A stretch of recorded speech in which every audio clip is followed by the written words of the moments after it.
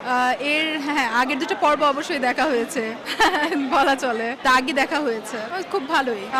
একটা স্টোরি নিয়ে, ভালো স্টোরি নিয়েই কাহিনী করেছে, বাট আমার কাছে মনে হয়েছে যে আরেকটু ভালো হতে পারতো স্টোরির বেসিসে। কারণ বর্তমানে সাম্প্রতিক যে 3টা সিনেমা বের হয়েছে, একই প্যাটার্নে 3টা কাহিনী বলে চলে। আর তো সেই ক্ষেত্রে বলতে গেলে ওই যে একই প্যাটার্নে একটা মেয়ের জন্য জীবন বরবাদ, একই প্যাটার্নে আর কি কাহিনী চলতেছে এই 3টা সিনেমার। আর বলতে চলে দাগি বলতে আমরা যেমন অ্যাডভার্টাইজমেন্ট করা হয়েছিল যে জেলখানা থেকে বের হচ্ছে, হ্যাঁ, বাট যে মনে হয়েছিল যে জেলখানার বিষয়ে কিছু দেখাবে, বাট দেখানো হয়েছে কিন্তু মানে তার জীবনে যে একটা দাগ পড়ে গেছে সেই অপরাধ বোধটাকে নিয়ে দেখানো হয়েছে।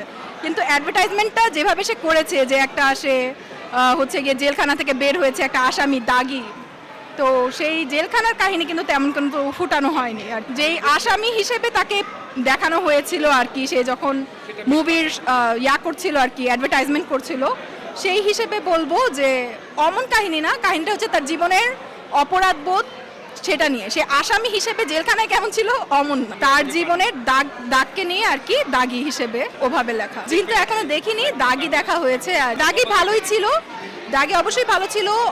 আফরান নিশোর অ্যাক্টিংটাও খুবই ভালো ছিল। তবে আমি মনে করবো কি, যেহেতু ঈদের টাইম না, তো ফ্যামিলি সবাই দেখতে আসে। এখানে কিছু এমন সিন আছে যেগুলো মানে কি, যেমন যেগুলো ছোট ভাই বোনদেরকে নিয়ে দেখা যাবে না। যেমন খুব জিনিসটাকে আসলে আমাদের নিউ জেনারেশন এটা অনেক ভালোভাবে নিচ্ছে না আসলে।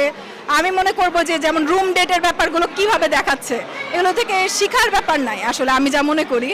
এগুলো ঈদের সময় ছাড়াটা, কারণ একটা family show time, I don't think so যে এটা খুব ভালো ডিসিশন ছিল যে এই ক্লিপগুলো বাচ্চাদের সামনে দেখা আর কি।